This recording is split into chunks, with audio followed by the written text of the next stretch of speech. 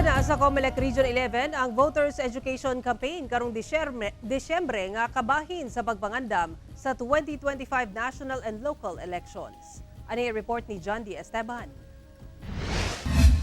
Nakatutok karon ang Comelec 11 sa voters education alang sa 2025 midterm elections.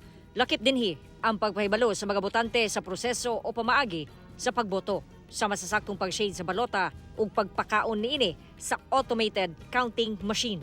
Sugdan nila kini karong December hangtod January sunod tuig.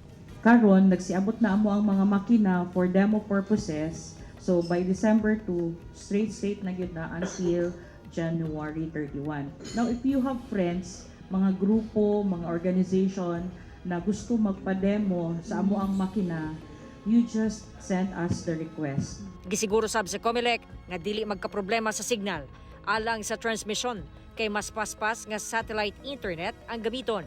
Na-identify na sab daw nila ang areas nga dead spot. Samtang ang kapulisan gisiguro sab nga hapsay ang eleksyon.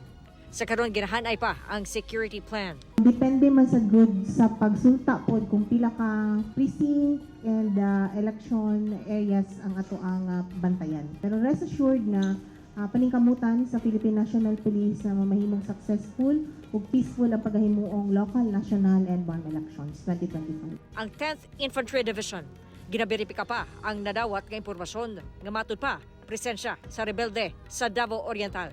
Apan gisiguro sa militar nga dili makabalik ang rebelde sa Davao Region, labi pa nga insurgency free na ang rehiyon so kaniadtong 2022 nagkaduol sab ang eleksyon. But in terms of resurgence, medyo malabo pa siya.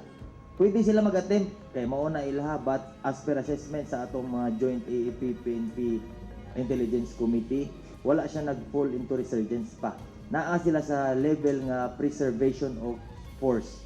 Kauban, si Bebot Cajes sa kamera. John D. Esteban. 1. Mindanao.